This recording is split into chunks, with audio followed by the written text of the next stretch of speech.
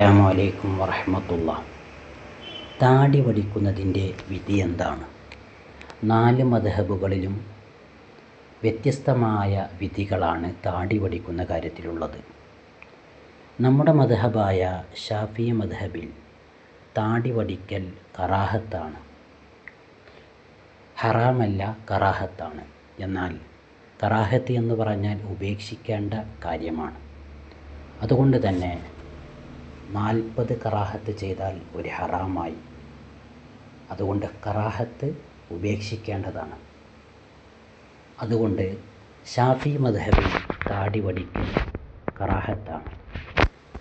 എന്നാൽ ഹനഫി മദ്ഹബിൽ താടി വടിക്കൽ ഹറാമാണ്. അതുപോലെ തന്നെ മാലിക്കി മദ്ഹബിലും ഹംബലി മദ്ഹബിലും താടി വടിക്കൽ ഹറാമാണ്. ശാഫിഈ മദ്ഹബിൽ മാത്രമാണ് താടി വടിക്കൽ കറാഹത്തുള്ളത്.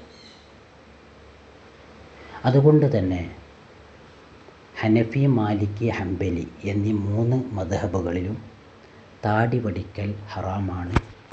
അതിന് കുറ്റവും ശിക്ഷയുമുള്ള കാര്യമാണ്. ശാഫിഈ മദ്ഹബിലെ പ്രബലമായ അഭിപ്രായം താടി വടിക്കൽ കറാഹത്താണ് എന്നാണ്. എന്നാൽ നിരവധി പല പണ്ഡിതന്മാരും ശാഫിഈ മദ്ഹബിൽ ഹറാമാണ് എന്ന് പറഞ്ഞിട്ടുണ്ട്. ചുരുക്കി പറഞ്ഞാൽ താടി വടിക്കൽ അത് ഉപേക്ഷിക്കേണ്ട കാര്യമാണ്. താടി വടിക്കൽ ഒരിക്കലും മുസൽമാന് യോജിച്ചതല്ല. മുസൽമാൻ ഉപേക്ഷിക്കേണ്ട ഒരു കാര്യമാണ് താടി വടിക്കുക എന്നുള്ളത്. താടി വടിക്കൽ മഹത്തുക്കളായ പണ്ഡിതന്മാർ ഹറാമാണ് എന്ന് പറഞ്ഞ കാര്യമാണ്.